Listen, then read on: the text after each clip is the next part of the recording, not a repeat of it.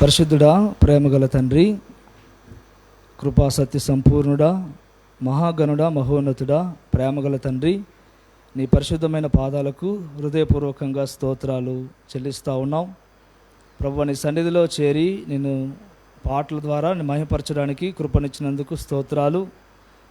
మరి ప్రభువా, మరి నీ వాక్యము ధ్యానిస్తుండగా ఆరాధన వర్తమానం కోసము ప్రభు మమ్మల్ని దర్శించండి. నీవేమై ఉన్నావో గ్రహిస్తూ ప్రభువా, మరి నీ గుణ లక్షణాలని ఎత్తిపడుతూ ప్రభువా నిన్ను ఆరాధించడానికి, మా హృదయపూర్వకమైన మరి ఆరాధన నీకు చెల్లించడానికి మా అందరికీ సహాయం దయచేయమని యేసుక్రీస్తు నామములో ప్రార్థించి స్తుతించి వేడుకుంటున్నాం తండ్రి, ఆమేన్.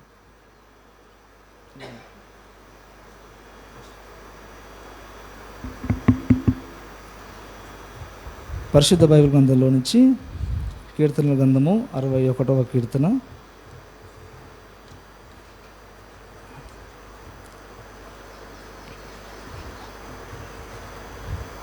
61వ కీర్తన భాగంలో మొదటి 2 కీర్తనలు చదువుతాను. దావీదు రాసిన కీర్తన. దేవా, నా మొర్ర ఆలకింపుము, నా ప్రార్థనకు చెవియొగ్గుము. నా ప్రాణము తల్లడిల్లగా బూదిగంతం నుండి నీకు మొరపెట్టుచున్నాను. నేను ఎక్కలేనంత ఎత్తైన కొండపైకి నన్ను ఎక్కించుము. దావీదు చేసిన ప్రార్థన మనం చదివాం. అయితే అక్కడ దావీదు మరి తన ప్రాణము తల్లడిల్లుతూ ఉంది అని చెప్తూ, నాకు సహాయం దయచే ప్రభువా, నా ప్రార్థన ఆలకించు, మరి నేను మొరపెడుతున్నాను అని చెప్తూనే, నేను ఎక్కలేనంత ఎత్తైన కొండపైకి నన్ను ఎక్కించుము. మరి అక్కడ నాకు క్షేమము దొరుకుతుంది. ఈ యొక్క సమస్యల్లో మరి నేను తల్లడిల్లిపోతున్నాను. మరి నేను కూడా ఎక్కలేనంత కొండకు అక్కడికి నన్ను ఎక్కిస్తే మరి ఎవరు కూడా ఎక్కలేరు, కాబట్టి మరి నేను క్షేమంగా ఉండగలుగుతాను. కాబట్టి ప్రభువా, అక్కడికి నన్ను ఎక్కించు, నాకు సహాయం దయచేయి, అటువంటి క్షేమస్థితిని నాకు దయచేయి అని దావీదు దేవునికి ప్రార్థన చేస్తూ ఉన్నాడు. నిజముగా దేవుడు మనకు క్షేమస్థితిని కలుగజేయవాడు. మనల్ని ఎక్కలేనంత ఎత్తైన కొండ మీదికి ఎక్కించి మనల్ని స్థిరపరిచే దేవుడు, మనల్ని కాపాడే దేవుడు, మనకు క్షేమాన్ని కలుగజేయవాడు. ఆయనే మనకు ఆశ్రయమై ఉన్న దేవుడు. 3వ వచనం చూస్తే, నీవు నాకు ఆశ్రయముగా నుంటివి, శత్రువుల ఎదుట బలమైన కోటగా నుంటివి అంటున్నాడు. నీవే నాకు ఆశ్రయము, నా దాగుచోటు నీవే. తర్వాత 4వ వచనం చూస్తే, యుగ యుగములు నేను నీ గుడారములో నివసించెదను, నీ రెక్కల చాటున దాగుకొందును. ప్రభు, నీ హస్తపు నీడలో, నీ రెక్కల చాటున నేను దాక్కుంటాను. మరి నీవే నాకు మరి దాగుచోటు. మరి శత్రువు కూడా నన్ను ఏమి చేయలేడు, నిన్ను ఆశ్రయంగా చేసుకుంటే. నీవే నాకు ఆశ్రయముగా ఉన్న దేవుడువు అని దావీదు దేవునికి ప్రార్థనలు చేస్తూ, ప్రార్థనలో దేవుని యొక్క గొప్పతనాన్ని మరి ఎత్తిపడుతూ మరి ఆశ్రయిస్తూ ఉన్నాడు. నిజముగా ఈరోజు మనము కూడా మాటలు ఎత్తిపడి దేవుణ్ణి ఆరాధన చేద్దాం. మరి మన జీవితంలో కూడా మరి మనల్ని చూసి కొందరు ఇలా అనుకుంటూ ఉండొచ్చు, మరి వీళ్ళు ఏంటి ఇలా ఉన్నారని, లేకపోతే వీళ్ళ పరిస్థితి మారుతుందా అని, లేకపోతే వీళ్ళు ఎన్ని రోజులున్నా ఇలానే ఉంటారు అని అనుకొని ఉండొచ్చు. ఆ మాటలు మనకు కూడా వినపడవచ్చు. లేకపోతే వీళ్ళ జీవితంలో, వీళ్ళ కుటుంబంలో వీళ్ళు చేయాల్సిన పనులు మరి ఎలా చేస్తారు అని అయోమయంలో ఉన్నట్టుగా మన జీవితం కనబడుతూ వాళ్ళకు ప్రశ్నార్థకంగా ఉన్నప్పుడు అలా ప్రశ్నిస్తూ ఉండొచ్చు.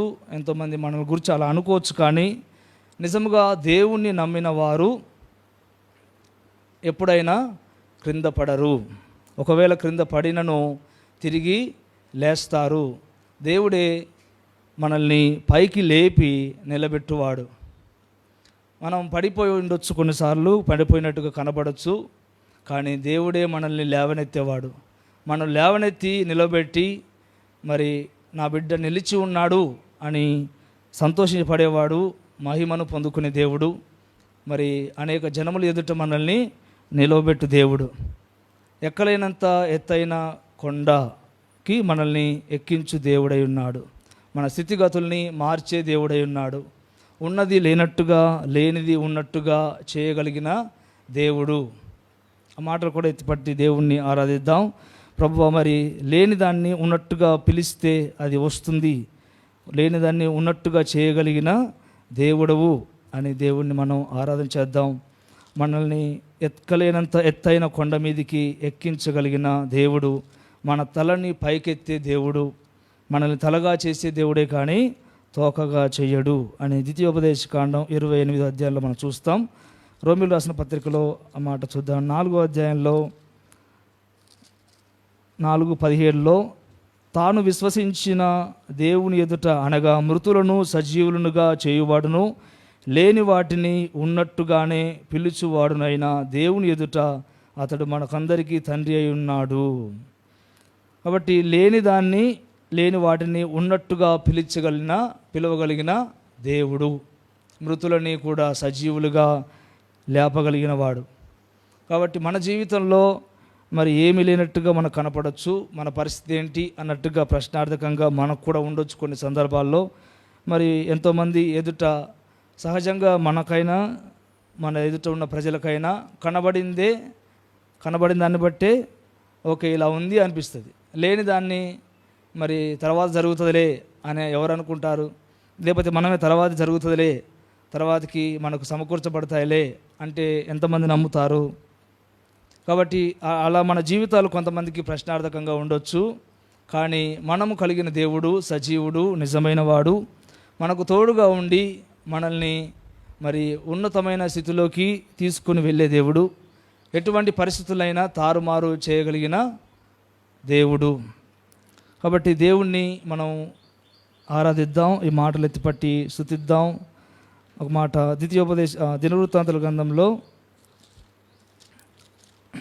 మొదటి దినవృత్తాంతాల గ్రంథము 29వ అధ్యాయంలో ఆ మాట మనం చూస్తాం. 12వ అధ్యాయంలో 29-12 మొదటి దినవృత్తాంతాల గ్రంథము. ఐశ్వర్యము గొప్పతనము నీ వలన కలుగును, నీవు సమస్తమును ఏలువాడను, బలమును పరాక్రమమును నీ దానములు హెచ్చించువాడను, అందరికీ బలమిచ్చువాడమును నీవే. కాబట్టి హెచ్చింపు దేవుడు మనకు కలగజేస్తాడు, గొప్పతనము దేవుడు మనకు కలగజేస్తాడు. అంటే దేవుడు మనల్ని గొప్ప చేయువాడై ఉన్నాడు, మనల్ని హెచ్చించువాడై ఉన్నాడు, మనల్ని స్థిరపరచు దేవుడై ఉన్నాడు. అంటే మరి ఎటు వీళ్ళ జీవితం ఏమైపోతుందో అన్నట్టుగా ఉన్న జీవితాల్ని ఆయన స్థిరపరిచి బండ మీద మన బ్రతుకులని కట్టి దేవుడై ఉన్నాడు. కాబట్టి ఈ మాటలు ఎత్తిపట్టి మనం దేవుణ్ణి స్తుతించి ఆరాధిద్దాం. గడిచిన కాలము, గడిచిన దినాలు, మన జీవితాలు మనకు తెలుసు. అయితే దేవుడు మన జీవితంలో మరి ఎటువంటి కార్యాలు చేస్తూ వస్తున్నాడో, మన పరిస్థితులు ఏ రీతిగా చక్కబెట్టుకుంటూ వస్తూ మన స్థితిగతులన్నీ మారుస్తూ మనల్ని మంచి స్థితిలోకి దేవుడు నడిపిస్తున్న సంగతులన్నీ మనకు తెలుసు. మరి దేవుడే ఆ కార్యాలన్నీ చేస్తూ వస్తున్నాడు, ఇంకా భవిష్యత్తులో కూడా చేసే దేవుడై ఉన్నాడు. దేవుడే మనల్ని గొప్ప చేయువాడు, దేవుడే మనల్ని హెచ్చించేవాడు. మనము మరి అవిశ్వాసంగా మరి కొంతమంది మాట్లాడచ్చు, కానీ ఆ మాటల వలన ప్రయోజనం లేదు. కానీ నిజంగా దేవుణ్ణి కలిగిన మనము ఖచ్చితంగా ఉన్నతమైన స్థితిలోకి వెళ్ళడం చూస్తాము, దేవుని మహిమపరుస్తాము. దేవుడు మనల్ని ఆ రీతిగా నిలవబెట్టి ఆయన మహిమ పొందుకుంటాడు. ద్వితీయోపదేశకాండము 28వ అధ్యాయములో ఆ మాట చదువుకుందాం. మొదటి వచనం ఒకసారి చదువుదాం. నీవు నీ దేవుడని యెహోవా మాట శ్రద్ధగా విని నేడు నేను నీకు ఆజ్ఞాపించున్న ఆయన ఆజ్ఞలన్నిటినీ అనుసరించి నడుచుకునే యెడల నీ దేవుడైన యెహోవా భూమి మీదనున్న సమస్త జనముల కంటే నిన్ను హెచ్చించును. తర్వాత 12వ వచనం చూస్తే, యెహోవా నీ దేశము మీద వర్షము దాని కాలమందు కురిపించుటకును, నీవు చేయు కార్యమంతటిని ఆశీర్వదించుటకును ఆకాశమును తన మంచి ధననిధిని తెరుచును. నీవు అనేక జనములకు అప్పిచ్చేదవు కానీ అప్పు చేయవు. నేడు నేను మీకు ఆజ్ఞాపించు మాటలన్నిటిలో దేని విషయంలోనూ కుడికి కానీ ఎడమకు కానీ తొలగి అన్యుల దేవతలు అనుసరింపకయు వాటిని పూజింపకయు ఉండేలా నీవు అనుసరించి నడుచుకున్నవలనని నేడు నేను నీకు ఆజ్ఞాపించున్న నీ దేవుడైన యెహోవా ఆజ్ఞలు విని వాటిని అనుసరించి గైకొనేడలా యెహోవా నిన్ను తలగా నియమించును గాని తోకగా నియమింపడు. నీవు పైవాడవుగా ఉండు కానీ క్రిందివాడవుగా ఉండవు. అవును, దేవుడు మనల్ని తలగా చేయువాడు, మనల్ని పైవారిగా చేయువాడు. మనకు మరి కొన్నిసార్లు అనిపిస్తుంది, మరి మనం హెచ్చు వాటి యందు మనసు ఉంచాలనా, మరి తగ్గు వాటి యందు మనసు ఉంచవలని కదా అని మరి బైబిల్లో కూడా చూస్తాం, బైబిల్లోనే చూస్తాం వాక్యం. అయితే మనము ఏదో గర్వపడడానికి, గర్వించి మరి లోక సంబంధమైన ఆలోచనలతో నేనే అందరికంటే హెచ్చుగా ఉండాలి, నేనే పైకి ఉండాలి అని గర్వపడడానికి కాదు మరి ఈ కోణాలు. దేవుడు ఆ స్థితి మనకు కలుగజేయడం ఉద్దేశము. హిజ్కియా స్థిరపడిన తర్వాత గర్వించను అని ఉంటుంది. అంటే కొన్ని సందర్భాల్లో స్థిరపడిన తర్వాత కూడా, అన్ని పరిస్థితులు చక్కగా ఉన్నతమైన స్థితిలోకి వెళ్ళిన తర్వాత కూడా గర్వము మనలోకి వచ్చే అవకాశాలు ఉంటాయి. కానీ వాటన్నిటినీ మనమే సాధించుకున్నాం అని అనుకుంటే అటువంటి దృక్పథంలోకి మనం వెళ్ళిపోతాం. కానీ వాటన్నిటినీ అనుగ్రహించింది దేవుడు అనే భావన కలిగి ఎప్పుడు స్తుతిస్తూ ఉంటే మన అటువంటి ఆలోచనలు వచ్చినా మనం వాటిని మరి ప్రక్కకు నెట్టేస్తాము. ఎందుకంటే ఇప్పుడే చదివాం దినవృత్తాంతాల గ్రంథంలో, ఐశ్వర్యము గొప్పతనము మరి దేవుడే మనకు కలిగించును అని. కాబట్టి మనల్ని పుట్టించిన మరి మన పుట్టుక అనేది దేవుని వల్లనే కలిగింది. ఇంకా భూమి మీద మనకు ఏదైనా కలిగి ఉంటే అది నేనే సాధించాను అనుకొని మరి గర్వపడడానికి కారణం ఏముంటుంది? కనుక మనం ఈ భూమి మీద చలిస్తున్నామంటే, బ్రతికి ఉన్నామంటే మరి అది దేవుని కృప. దేవుడే మనల్ని మరి ఆయుష్ను పెంచి ఆయుష్ని మనకు అనుగ్రహిస్తూ మనల్ని బ్రతికింపచేస్తున్నాడు. కనుక సమస్త మహిమ దేవునికే ఆరోపించాల్సిన వారమై ఉన్నాం. మన గొప్పతనము ఏమీ లేదు. కాబట్టి దేవుడే మనకు సమస్తమును కలుగజేయవాడు. కాబట్టి ఈ ఆరాధనలో మనము ప్రభువా నీవు నన్ను గొప్ప చేయు దేవుడవు అని మనం ఆరాధిద్దాం. హెచ్చింపు కలుగజేయవాడు అన్నీ మరి ఒకటే భావన కిందికి వస్తాయి. నన్ను మరి నా బ్రతుకు మరి అయోమయంలో మరి అతలాకుతంలో ఉన్నట్టుగా, ఏమైందో నా జీవితం అన్నట్టుగా ఉన్న జీవితాన్ని మరి నీవే మరి స్థిరపరిచిన దేవుడవు అని మనం ఈరోజు దేవుణ్ణి ఆరాధిద్దాం. నిజముగా మరి కొంతమందికి ఇలా అనిపించవచ్చు, నా జీవితం ఇంకా అంతగా హెచ్చింపబడలేదు కదా, ఇంకా గొప్పవాడిని నేను కాలేదు కదా. ఎంతోమంది నిజముగా సంఘంలో ఉన్నారు అలా, మరి ఎంతోమంది సాక్ష్యాలు ఉన్నాయి, మరి నాకు అలా లేదు కదా అని అనిపించవచ్చు. కానీ దేవుడు ఆ వైపుకు మనల్ని నడిపిస్తున్నాడు అని మనం దేవుణ్ణి మరి మన జీవితంలో చేసిన కార్యాలను గమనిస్తూ దేవుణ్ణి మనం స్తుతించి ఆరాధించాలి. హెచ్చింపు అనేది ఒకటే దినమందు మనకు రావాలన్నా మనం ఇప్పుడు చూస్తాం. మరి దావీదు జీవితంలో కూడా చూసాం. ఒకటే దినమందు దావీదు రాజు అయ్యాడా, లేకపోతే కొన్ని నెలల్లో అయ్యాడా? యోసేపు కూడా కొన్ని రోజుల్లోనే అయ్యాడా? కాలేదు కదా. ఎంతో సమయం పట్టింది, ఎన్నో ఒడిదుడుకులు ఎదుర్కొన్నారు, మరి ఎన్నో బాధల గుండా అవమానాల గుండా వెళ్ళారు. దేవుడే మరి ఆ అనుభవాల గుండా వాళ్ళని నడిపించుకుంటూ వెళ్ళినప్పుడు వాళ్ళలో ఎన్నో పాఠాలు నేర్చుకున్నారు, ఇంకా దేవునిలో స్థిరపడ్డారు, దేవుని కొరకు సాక్షులుగా మిగిలిపోయారు.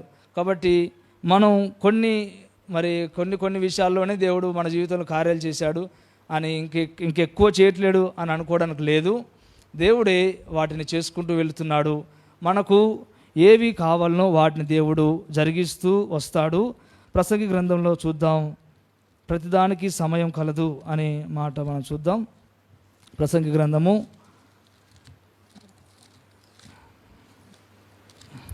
3వ అధ్యాయము 1వ వచనం చూస్తే, ప్రతిదానికి సమయం కలదు, ఆకాశం క్రింద ప్రతి ప్రయత్నమునకు సమయం కలదు.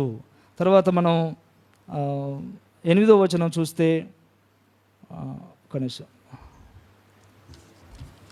ప్రసంగి గ్రంథంలో 11వ వచనం చూద్దాం. దేని కాలమునందు అది చక్కగా ఉండునట్లు సమస్తమును ఆయన నియమించి ఉన్నాడు. చూడండి, దేని కాలమందు అది చక్కగా ఉన్నట్లు సమస్తమును ఆయన నియమించున్నాడు. ప్రతిదానికి సమయం కలదు, ఆకాశము కింద ప్రతి ప్రయత్నానికి సమయం కలదు. కాబట్టి దేవుడు మన జీవితంలో మరి ఏది ఏ సమయంలో జరగవలనో ఆ సమయంలోనే మనకు అనుగ్రహిస్తూ వస్తాడు. మరి అబ్రహాముని దేవుడు పిలిచినప్పుడు 75 సంవత్సరాలకు పిలిచి వెంటనే కుమారుని ఇవ్వచ్చు. అది మరి 100 సంవత్సరాలప్పుడు అతని జీవితంలో జరగడము అది దేవుని సమయము అని మనం అనుకుని దేవుణ్ణి స్తుతించు వారమై ఉండాలి. అది మనకు పాఠం అన్నమాట. మన జీవితంలో కూడా కొన్ని ఆలస్యమవుతున్నట్టుగా కనబడచ్చు, కానీ అది ఏ సమయంలో జరగవలనో ఆ సమయంలో మరి జరిగించు దేవుడు. మరి మనం గ్రహిస్తూ దేవుడిని ఎంతగానో మరి స్తుతించే వారముగా మనం ఉండాలి. కాబట్టి ప్రతిదానికి ఒక సమయం ఉంటుంది. వాటన్నిటిని దేవుడు చేసుకుంటూ వెళ్తాడు. మన జీవితంలో చేసిన కార్యాలని ముందు వాటిని చూస్తూ మరి ఎంతగానో ఆనందిస్తూ దేవుణ్ణి మనం కొనియాడాలి. కాబట్టి దావీదు గురించి ఒక మాట చూద్దాం. దావీదు గురించి సమూయేలు మొదటి గ్రంథంలో 17వ అధ్యాయము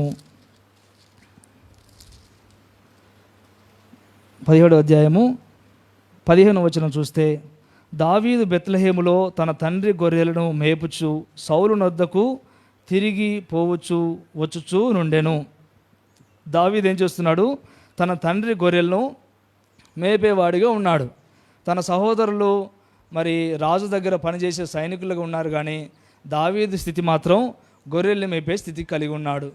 అంటే గొర్రెలు మేపే స్థితి తక్కువని కాదు, అది కూడా ఒక పనియే. అయితే ఆ స్థితి నుంచి దేవుడు మరలా మరి పైకి తీసుకొని వెళ్ళడం మనం చూడడానికి. అయితే మనం కలిగి ఉన్న ఏ పనినైనాను మనం తృణీకరించొద్దు. అంటే ఇప్పుడు రాజుతో దావీదు సౌలుతో పోల్చుకుంటే దావీదు ఏమనుకోవాలి? సౌలు రాజు అయ్యాడు, నేను గొర్రెలు మేపుతున్నాను, నా పనేంటి అనే దావీదు పనిని తృణీకరించడానికి ఏమీ లేదు. అది అతనికి ఆ సమయంలో కలిగి ఉన్న స్థితిని మరి అతను చేసుకుంటూ వెళ్ళవలసిన వాడై ఉన్నాడు. అయితే ఆ స్థితి నుంచి దేవుడు మరి ఉన్నతమైన మరి స్థితిలోనికి తీసుకొని వచ్చాడు, రాజుగా చేశాడు. ఒక మాట చదువుదాం. దినవృత్తాంతుల గ్రంథం, మొదటి దినవృత్తాంతుల గ్రంథము 17వ అధ్యాయంలో, మొదటి దినవృత్తాంతుల గ్రంథము 17వ అధ్యాయము 8వ వచనము, రెండవ దినవృత్తాంతం, మొదటి దినవృత్తాంతుల గ్రంథము 17వ అధ్యాయము 8వ వచనము, నీవు వెళ్ళిన చోటనెల్లా నీకు తోడుగా ఉండి నిన్ను ద్వేషించు వారిని నీ ముందర నిలువనీయక నిర్మూలము చేసి తిని లోకములోని గనులు కలిగి ఉన్న పేరు వంటి పేరు నీకు కలుగజేయుదును. దానికంటే ముందు 7వ వచనం చూస్తే, కావున నీవు నా సేవకుడిని దావీదుతో చెప్పవలసినదేమనగా సైన్యములకు అధిపతి యెహోవా ఈ ప్రకారం సెలవిచ్చున్నాడు, నీవు నా జనులైన ఇజ్రాయేలు మీద అధిపతిగా ఉన్నట్లు గొర్రెలు వెంబడి తిరుగుచున్న నిన్ను గొర్రెల దొడ్డి నుండి తీసుకొని. ఇంకొక మాట చదువుదాం. కీర్తన గ్రంథంలో 78వ కీర్తన, 78వ కీర్తన 70వ వచనం చూస్తే 78, 70లో, తన దాసుడైన దావీదును కోరుకొని గొర్రెల దొడ్ల నుండి అతని పిలిపించెను, పాడి గొర్రెలను వెంబడించుట మాన్పించి తన ప్రజలైన యాకోబును తన స్వాస్థ్యమైన ఇజ్రాయేలును మేపుటకై ఆయన అతనిని రప్పించెను. చూడండి, దావీదుని దేవుడు గొర్రెల దొడ్ల నుండి పిలిచి ఇజ్రాయేలును కాచే కాపరిగా, రాజుగా చేశాడు. కాబట్టి మనల్ని గొప్ప చేయువాడు దేవుడే, మనల్ని ఉన్నతమైన స్థితిలోకి తీసుకొని వెళ్ళేవాడు దేవుడే. అది మరి మనం కలగజేసి, ఆ స్థితి మనం కలగజేసి దేవుడు మహిమను పొందుకుంటాడు. ఆయన బిడ్డలు మరి ఉన్నతమైన స్థితిలో ఉన్నారని మరి చూపించి ఆనందించు దేవుడై ఉన్నాడు. యోసేపు గురించి ఒక మాట చూద్దాం. ఆదికాండంలో 41వ అధ్యాయము, యోసేపు రాజుగా అయిన సమయము. ఆదికాండము 41వ అధ్యాయము, 41వ అధ్యాయంలో 37వ వచనము నుంచి చదువుతాను.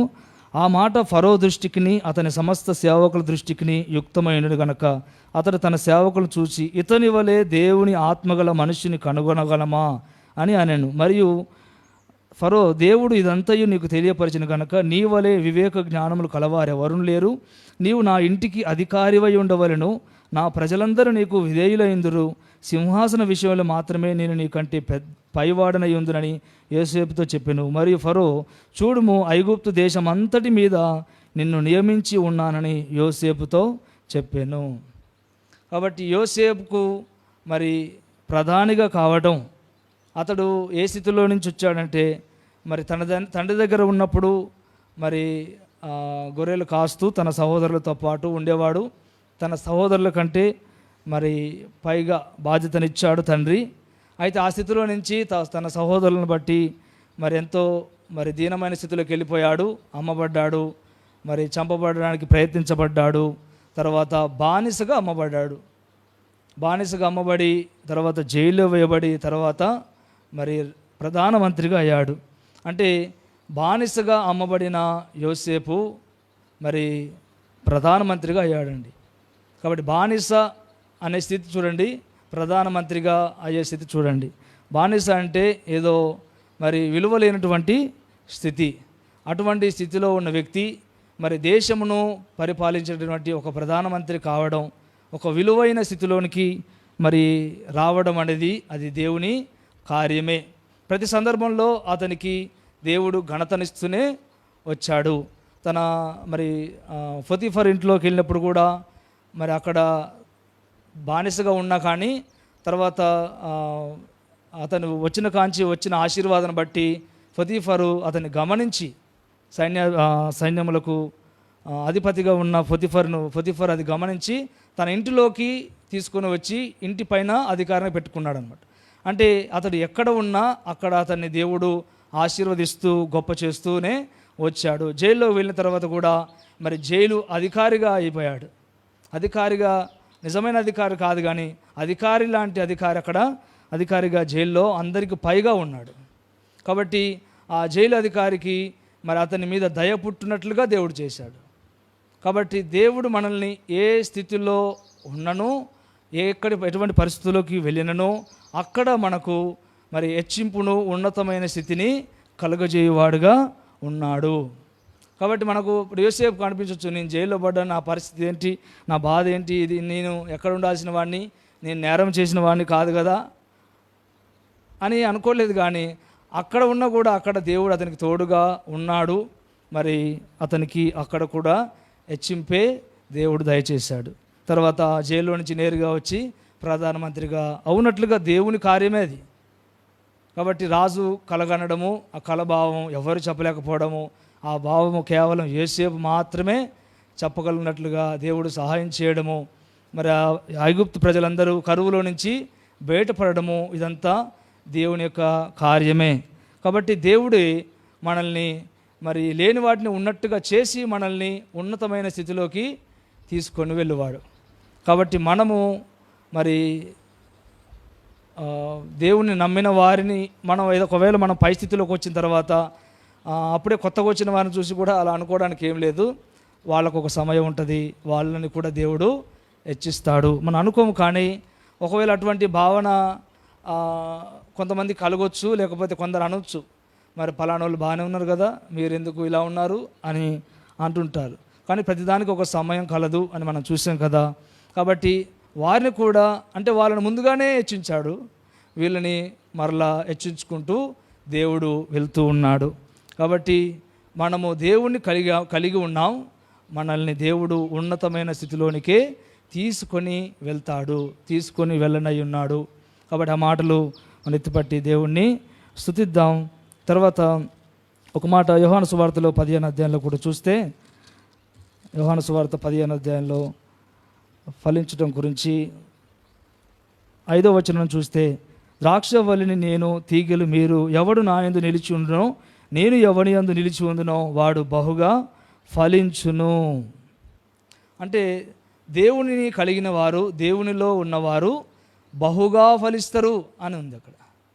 అంటే వాళ్ళు ఎక్కువగానే ఫలిస్తారు, అంటే ఎక్కువగా ఫలింపును దేవుడే దయచేస్తాడు అన్నట్టు. దేవునిలో ఉన్న వారిని దేవుడు ఏం చేస్తాడు, మరి ఫలింప కలుగజేసి మంచి స్థితిలో ఉంచుతాడు. మనం ఆధ్యాత్మికంగా మరి తీసుకోవాలి. భౌతికంగా కూడా తీసుకోవచ్చు. దేవుడు ఆధ్యాత్మికంగాను భౌతికంగాను మనల్ని ఫలింపు చేయువాడు, మనల్ని హెచ్చించువాడు, ఉన్నతి కలుగజేయ దేవుడై ఉన్నాడు. ఆధ్యాత్మికంగా మనము మరి ఒక మాట చూద్దాం. మనకు తెలిసిన భాగం ఎఫెసీయులకు రాసిన పత్రికలో ఆధ్యాత్మికంగా మనం దరిద్రులుగా ఉన్నాం, పాపం చేసి దేవుని ఆరాధించలేటువంటి, దేవుని కలిగినటువంటి నిర్దేవులుగా ఉన్న మనల్ని మరి దేవుడు అర్హత లేకుండా పాపం చేసి దేవునికి దూరమైన మనల్ని దేవుడు కృపచొప్పున జ్ఞాపకం చేసుకొని మనల్ని రక్షించాడు. 2వ అధ్యాయం 1వ వచనం చూస్తే, మీ అపరాధముల చేతను పాపముల చేతను మీరు చచ్చిన వారై ఉండగా ఆయన మిమ్మల్ని క్రీస్తుతో కూడా బ్రతికించెను. మీరు వాటిని చేయించు వాయుమండల సంబంధమైన అధిపతిని అనగా అవిధేయులైన వారిని ఇప్పుడు ప్రేరేపించే శక్తికి అధిపతిని అనుసరించి ఈ ప్రపంచ ధర్మం చొప్పున మునుపు నడుచుకుంటురి. వారితో కలిసి మనమందరము శరీరము యొక్కయు మనసు యొక్కయు కోరికలు నెరవేర్చుకొనుచు మన శరీరాశలను అనుసరించి మునుపు ప్రవర్తించుచు కడమ వారి వలనే స్వభావ సిద్ధముగా దైవోగ్రతకు పాత్రులమై ఉంటిమి. అయినను దేవుడు కరుణా సంపన్నుడై ఉండి మనము మన అపరాధముల చేత చచ్చిన వారం ఉండినప్పుడు సైతము మన ఎడల చూపిన తన మహాకృప ప్రేమ చేత మనల్ని క్రీస్తుతో కూడా బ్రతికించెను. కృపచేత మీరు రక్షింపబడి ఉన్నారు. క్రీస్తు యేసునందు ఆయన మనకు చేసిన ఉపకారం ద్వారా అత్యధికమైన తన కృపా మహదైశ్వర్యమును రాబో యుగంలో కనబరచు నిమిత్తము క్రీస్తు యేసునందు మనల్ని ఆయనతో కూడా లేపి పరలోకమందు ఆయనతో కూడా కూర్చుండబెట్టెను.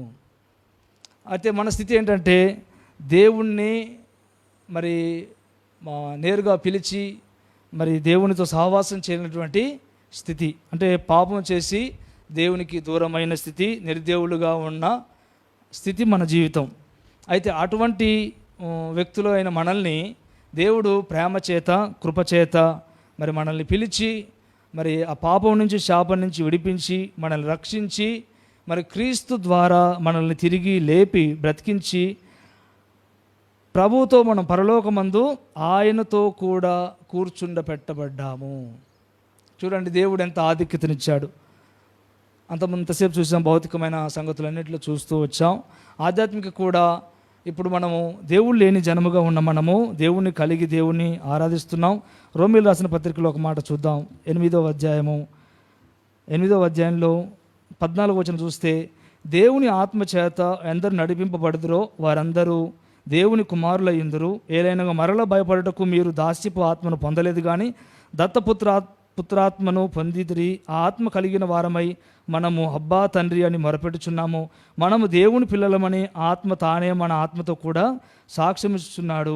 మనం పిల్లలమైతే వారసులము, అనగా దేవుని వారసులము, క్రీస్తుతో కూడా మహిమ పొందుటకు ఆయనతో శ్రమపడిన ఎడల క్రీస్తుతోడి వారసులము. ఇప్పుడు మనము దేవుని పిల్లలమై అబ్బా తండ్రి అని మనం పిలవగలుగుతున్నాం. దేవుని మరి సంఘానికి వెలుపట ఉన్న మనము దేవుని సంఘముగా చేయబడ్డాం, దేవుని పిల్లలుగా చేయబడ్డాం. మరి పరిశుద్ధుల్లో ఒకరిగా చేయబడి ఇప్పుడు దేవుణ్ణి ఆరాధించే ఆరాధకులుగా మరి మనం ఉన్నాం. కాబట్టి మనల్ని రక్షించి దేవుడు సంఘములో చేర్చి ఆరాధించేవారుగా చేశాడు. తర్వాత పరలోకమందు మరి ప్రభుతో పాటు మనల్ని కూర్చుండబెట్టాడు. కాబట్టి అంతటి గొప్ప ఆధిక్యతను దేవుడు మనకు అనుగ్రహించాడు. ఆత్మ సంబంధమైన ఆధిక్యత దేవుడు మనకు దయచేశాడు. ప్రభువా, నీవే మరి నన్ను నీ రాజ్యంలో నీతో పాటు కూర్చుండబెట్టావు, నీ రాజ్యంలో కూర్చుండబెట్టే దేవుడవు అని మనం దేవుణ్ణి స్తుతిద్దాం. ఒక మాట ప్రకటన గ్రంథంలో 21వ అధ్యాయంలో చూస్తే 26వ అధ్యాయము 27వ వచనము, 21వ అధ్యాయము 27వ వచనము, గొర్రెపిల్ల యొక్క జీవగ్రంథమందు రాయబడిన వారే దానిలో ప్రవేశింతురు కానీ నిషిద్ధమైనది ఏదైనను అసహ్యమైన దానిని అబద్ధమైన దానిని జరిగించు వాడైనను దానిలోనికి ప్రవేశింపడు. అంటే దేవుని రాజ్యంలోకి నిషిద్ధమైనది, అసహ్యమైనది, అబద్ధమైన దాన్ని జరిగించు వాడైనను, అంటే పాపం చేసే వారెవరైనను దేవుని రాజ్యంలోనికి ప్రవేశించడానికి అవకాశం లేదు. నిషిద్ధమైనది, అపవిత్రమైనది దేవుని రాజ్యంలోనికి చేరలేదు. అంటే మనము అటువంటి గొప్ప పరిశుద్ధమైన పట్టణంలోనికి ప్రవేశించే యోగ్యత మనకు కలిగింది. నిషిద్ధమైనది, అసహ్యమైనది అందులోనికి ప్రవేశించదు, కానీ మనం ప్రవేశించగలుగుతున్నాం. ఎందుకంటే దేవుడు మనకు అటువంటి కృపనిచ్చాడు, యోగ్యతనిచ్చాడు. మనం అయోగ్యులము, అర్హత లేని వారము దేవుని రాజ్యంలోకి వెళ్ళడానికి. కానీ దేవుడు మన అపవిత్రత అంతా తొలగించి మనల్ని పవిత్రులుగా చేశాడు, నీతిమంతులుగా చేసి దేవుని రాజ్యంలో ప్రవేశించే యోగ్యత, అర్హత మనకు దేవుడు దయచేశాడు. కాబట్టి దేవుడు ప్రేమగలవాడు, మరి కృపగలవాడు. మన జీవితంలో ఆత్మ సంబంధమైన కార్యాలు చేసే దేవుడు, భౌతిక సంబంధమైన కార్యాలు చేసే దేవుడు, మరి హెచ్చింపును కలుగజేయవాడు. ఆయనతో పాటు మనల్ని కూర్చుండబెట్టాడండి. దేవుని సన్నిధికి వెలుపట ఉన్నవారము దేవుని సన్నిధిలోనికి ధైర్యంగా ప్రవేశించగలిగి ఆయనను అబ్బా తండ్రి అని పిలుస్తూ ఆరాధిస్తున్నాము. ఆయన సన్నిధిలో, ఆయన రాజ్యంలో మనం కూర్చోగలిగే భాగ్యాన్ని పొందుకున్నాము. మరి ఏ అసహ్యమైనది దేవుని రాజ్యంలో ప్రవేశించదు అని రాయబడిందని మనం చదివాం.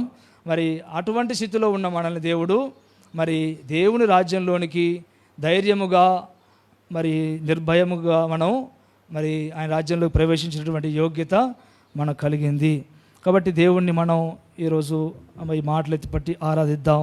ప్రభువా, నీవు మమ్మల్ని గొప్ప చేయువాడవు, హెచ్చించువాడవు, స్థిరపరచువాడవు, స్థిరత్వాన్ని కలుగజేయవాడవు. అయ్యో మా జీవితాలు ఏమై ఉన్నాయో అన్నట్టుగా మనకు అనిపించవచ్చు, బయటి వారికి అనిపించవచ్చు, కానీ దేవుని కలిగిన మనము తప్పక ఫలిస్తాము అని మనం చూసాము.